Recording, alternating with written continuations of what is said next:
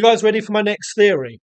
So this one I've been ruminating on, and it's very weak source. It's very hovery. Are you talking about the Tifa one? I'm talking about the Tifa one. Yeah, this one, be aware, is very, very Crude. It doesn't have a whole lot behind This it, is like an and it's just spitballing. early proud plot prototype. It's a bit wild. This is like early Sephiroth clones experimentation, right? So I had the idea crop up into my head. Has Tifa got Jenova cells? Why would you think that? What would be the purpose of that? There would be no point. That's a stupid idea, and I largely agree. But there were two scenes in FF7 that we have to come to an answer for. They're not just mere throwaway points of the plot that we just experienced. And the two areas are, I don't have them to show you right now, guys. Those of you watching it on live stream, I might be able to put up afterwards. Why did Tifa have mental flashes? The camera focused on her, and they did it just like they've always done it with Cloud. You know, when there's a mental flash and it goes onto his eyes and it goes. Why did they have that with Tifa? So the first time was in the Tifa trial. She's there, she sees Nibelheim, and then flash, it's burning.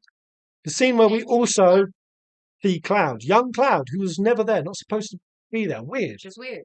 And then the other one was when she ran up and she saw Cloud holding Aerith, dead, dying. And it's a weird flash because he's holding Aerith and Tifa sees it. Then it flashes and then you see blood running down the arm. I remember when I was first streaming it, my initial reaction was like, well, no, they're not. Making it seem like an illusion on Tifa that Cloud has just killed Aerith. That was my gut reaction. And it was like pretty dramatic. And then I sat back in my seat when we saw Sephiroth stood off to the side and Barrett went, I'll kill you. And I was like, oh, okay, they're not doing that. And then I sort of skipped over it. However, the flash still happened. Bizarre. Something implies, yeah, there's something not right about Tifa. Absolutely Slippery Prism. So I've been going over those scenes, combing them frame by frame. And here's what I can tell you. First of all, I thought, well, in the Tifa trial, they're all going through a psychotic inner consciousness experience. But it seems like everybody else is maybe the others had it. Close to. Yeah. Like we know that Barrett, for example, he's there with Myrna, and then we see it transition to him like without an arm. Yeah. And then a transition again to him holding her body. No flash happened. It didn't happen in Reds. It didn't happen in any of theirs. Because I think the Cloud bit was inserted into her thing. Inserted and it probably wasn't meant to be. So only Tifa's trial had that. Yeah. So the immediate thing that comes to mind is, well, we know that those mental flashes are created typically by Jenova, right, doing a memory overwrite. Now, how does Jenova do that? Well, she does that to Cloud through the Jenova cells in his body. Mm-hmm. So my immediate thought was, does Tifa have Jenova cells? How would that be possible? I thought, well, it's not possible. It's not possible at all. Until I realized it actually kind of is. But I'm not saying that I want this, or I can't even think of the reason for why this would be good, but it is actually possible. Why? Because we don't know where Tifa's body is. Tifa and Barrett's body, and technically still Nanaki's, are still MIA. Over on Zack's end, they've got them. Shinra have got them. And Hojo loves to experiment on bodies. So it's technically possible that Hojo could be injecting Tifa's comatose body with Jenova cells and turning her into a Sephiroth copy. But with this, I had a lot of questions, and I kept throwing questions at him. Go on. And I was just like, okay, but that doesn't make sense for A, B, and C reasons. So he did come to a different conclusion. Yeah. Which well, the first one you throw out is, why doesn't Barrett then have flashes? Yeah. Why doesn't everybody else? So all I'll say, and again, this is weak source. Well, what we know is that Hojo is being subliminally contacted by Sephiroth to enact his will. We see this numerous times. We specifically, mostly at the Sister Ray. You know, when he's there and he's like, my son is telling me that he needs more energy, right? Mm-hmm. So he's siphoning off from the Sister Ray. So Sephiroth can communicate with Hojo. So he could technically tell Hojo to infect Tifa with Jenova cells. And the answer for why Barrett and Nanaki doesn't have Jenova cells is for the same reason that Sephiroth hasn't been mentally manipulating those two. Because what we saw. But Nanaki does have Jenova cells. See, this is now in question. This is now in question. Because apparently there is one Ultimania, the Ultimania Omega, that does state, but not conclusively, that it's believed that Red doesn't have S cells because his experiment was a different one and that the S cells only went into Nibelheim victims. Now, there's a discrepancy there because it's not true by current Ultimania standards. They're not just Nibelheim survivors. Nanaki even says himself he's worried that he's going to go exactly. crazy like them. They tease us with it and they play it up that he might. What we now know is it's not just Nibelheim survivors, also the SNC, the Special Survey Units, or the SSU. They were people who dated back to even as far back as Glenn Lodbrok's era. That they went on these like special survey missions and then they came back and Hojo used their bodies. And that's where we got the story of Geddy Bark, Glenn Ryan. I think another Glenn Reiner, and Lizzo. Lizzo. Oh God, imagine Lizzo. Fucking SL. Someone Liz. No, doesn't matter. Can't remember her name, but a female one. Anyway, they all became failed clones, and they were way before that. So they're changing it. So we don't know if Red has Jenova cells. I tend to lean in the camp that he does. But you came to a better conclusion. Well, I came to a better conclusion. That actually really kind of fits. Could make a lot more sense. Follow us, we're going tinfoil hats engaged, homies. Because, I'll quickly backtrack and say the reason why Hojo could potentially not be asked by Sephiroth to put it in Barrett and Nanaki, or Barrett specifically, if Nanaki does have them, is for the same reason the mental manipulations are only happening on Tifa. So Brie cleared this up for me. Only Tifa witnessed Cloud stalking Aerith. It was only her. The rest of the crew were blocked off by Black Whispers. Only Tifa saw. She got slightly farther before she got stopped. Yeah, Cloud. She was seeing the way he was acting, and she was holding him back from going after Aerith. Exactly. Until he. She saw that murderous side then. We also know Tifa's the only one picking up on the murderous references. So, she's the one being like, that's something Sephiroth said. And also, whenever he attacked her, I'm getting a feeling that he's becoming like Sephiroth, which again is really powerful because if Tifa believes it and Tifa sees it, Cloud's persona, his psyche, is built up from how Tifa thinks of him. That's how his psyche is constructed. Jenova did it the first time off of Zack. And then fully completed him once meeting Tifa. At the train station, the flashes. So what is kind of dark about that is that's what Jenova does. Jenova basically manipulates with somebody's mind and their memory, and it brings forward these darker emotions. And in a really fucked up way, Cloud is being a Jenova to Tifa in a fucked up kind of way. Not willingly, not meaningfully. I think the real intention is to manipulate Tifa, honestly, because manipulating Cloud to not believe Tifa doesn't do too much because obviously Tifa is always willing to be patient and giving, and she's like, here, see my scar however many times you need to, that sort of thing. But where the real damage gets done is whenever Tifa starts to doubt Cloud. Yeah, big time. Because then she kind of shuts down, she gets quiet. Massive. She was shown. She doesn't say a word. Tifa was so shut down, and so that kind of makes it where you don't need to have Jenova cells in Tifa's body to make it so that the She's Jenova being manipulated effect, by Jenova. Basically, Jenova is doing it to Tifa, not directly through biological cells, but vicariously through Cloud.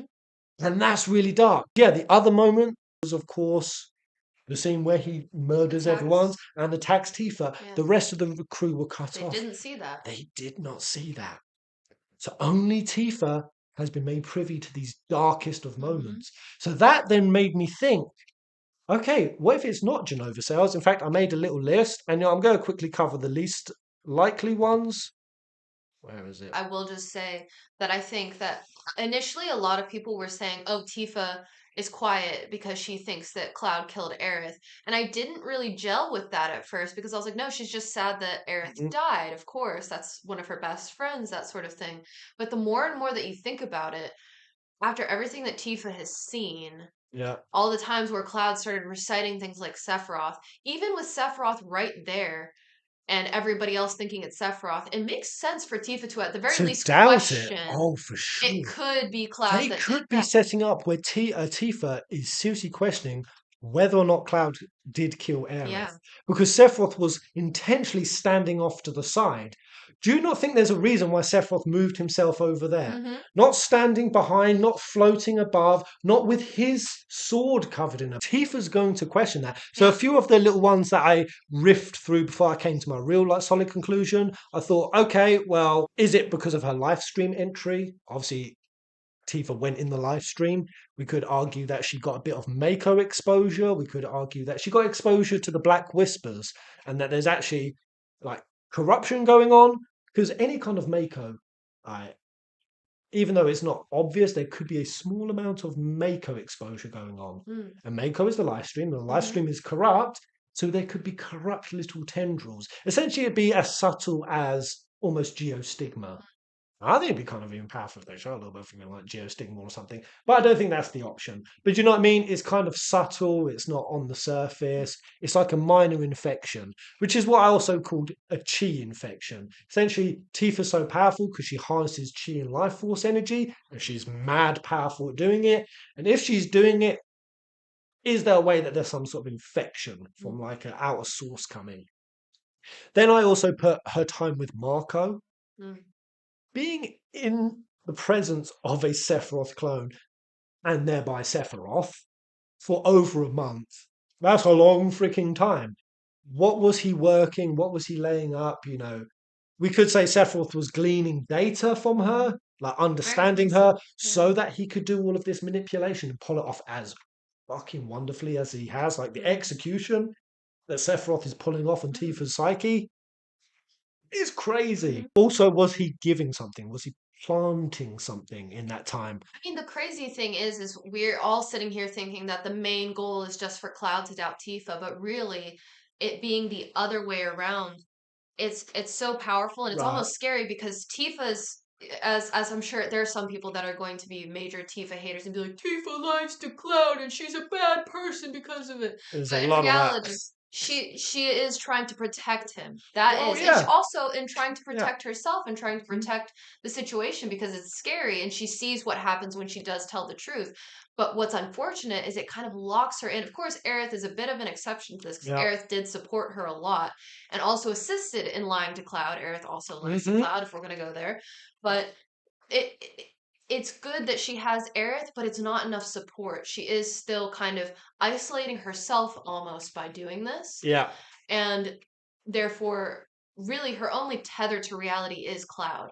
So Yeah. whenever Cloud's reality is skewed and fucked up, she kind of can easily become lost because it's not like she Lost. can go to some Exactly. other Joe Schmo like this Emilio fella. He's Yeah. not alive. Yeah. Somebody else to kind of check the That's it. events with. Only Cloud really does have that tether to Yeah. because for as core as the Nibelheim events are to Cloud's psyche, they're core to hers as well.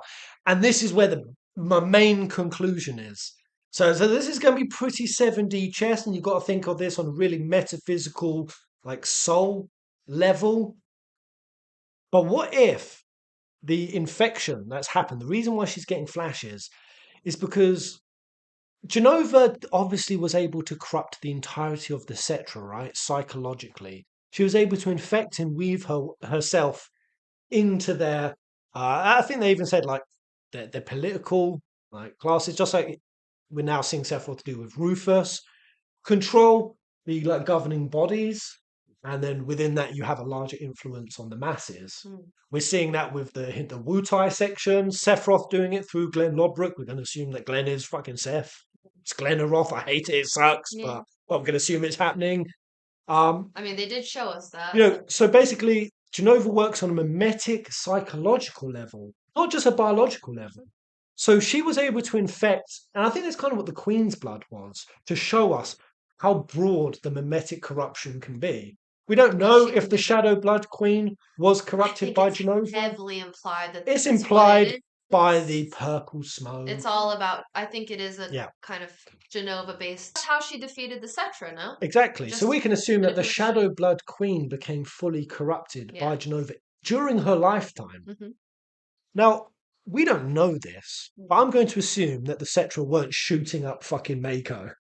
Yeah. I'm going to assume that they weren't shooting up their arch nemesis into their veins. So there was no soldier, there were no J cells going in the Cetra, yet they were still able to be affected. So I'm thinking, guys, the reason why those Tifa flashes happened and she's actually able to start becoming psychologically corrupted. She's so close to Cloud. Is because she's so close to Cloud. And how close are they? Well, Clarith, close your ears because you ain't going to like them. You ain't going to like this. They are bonded by soul over a lifetime. Multiple lifetimes, technically. Potentially. It depends how wacky Square Enix think of this. Do they think of it as like Kingdom Hearts universe, external universes? Stripping it down. If we're to believe Advent Children and Dirge have already happened, whoever knows how many times, then yeah. How many times has it happened? But even if we just strip it down to the smallest, what we do know, Advent Children and Beyond has all happened. And they fell into the live stream together as well. And they fell into the live stream together, exactly, where their consciousness is commingled. What we know is not only did Tifa go into Cloud's mind, but Cloud also created a psychic. He incorporated his consciousness into Tifa to create a psychic bubble of protection. That's how she didn't get Mako poisoned. You put all of that together, plus the fact they've lived an entire lifespan, like the Ultimania says. Tifa and Cloud lived out the rest of their life as a traditional family unit. Now, people argue about this and they say, well, that means that could be platonic. No, it fucking doesn't. When Japanese people talk about a traditional family unit, they're not talking about dude mate and girl mate raising orphan kids as mates. That's not what they fucking mean, all right? When they say traditional family unit, they were clapping cheeks. And they were a couple. They were partners. Even if they don't sleep in the same bed, I'll be real with you guys. I've lived with a few different families. One of them being Japanese, and they slept in different beds. Also stayed with a Vietnamese family for a while, and they slept in separate beds. At that point in Advent Children, I don't think they were a couple. I think they slept together a few times, like after the High Wind. I reckon they were living, but Cloud still didn't feel worthy. He still didn't love himself. He couldn't love Tifa. So he was still elusive. Which isn't far to imagine. Barrett fucking abandoned Marlene because that's wild to me. He had to do his shit. We know that Barrett of Rebirth ain't gonna do that. And there was that whole scene where he was freaking out about worrying about her getting older, and I don't want to leave her, and separating, and Barrett's actively freaking out about the thought of it. He's learning from his mistake in Advent Children. It's there. It's in their soul psyche. It's in their subconscious. So. And I don't really think you can argue this because why do you think when people are saying, "Oh, it's so out of character for Cloud to be this intimate with Tifa," I don't like the kiss because it's so out of character. It is. If we're going by OG standards. Well, not even OG standards. Advent Children is what people typically have in their head. Even Advent Children, yeah. But we also take Advent Children out of context and act like Cloud is just like this. He's not. But they didn't even kiss in Advent Children. He's dying. We need to realize that Cloud in Advent Children is somebody who is very sick, mentally, physically, emotionally, spiritually. He's in his lowest of his low, and he's dying. He is dying. So, and he's hiding it from them. Yeah, he's going to act a little bit different. He's trying to protect the people he loves by separating himself from them. Which is so cool. Just quickly, I don't know why it's triggered my mind, but how Marlene knew to touch that arm. She intuited that he had geostigma she's there. Definitely got a little bit of Cetra in her. Yeah. Maybe not Cetra in her, but Marlene born. That's it. That's exactly what it is. When I did my Marlene is a Cetra, a lot of people said I clicked the video and I thought, this is nonsense. She's obviously not. By the end of it, everyone came around and they said it's one of my best theories because what you can realize is that the soul almost acts on the body, right? The soul has a biological, in FF7's universe, effect, right? So that's how Cloud came out unMako. He was Mako poisoned. Then he fell in the live stream again.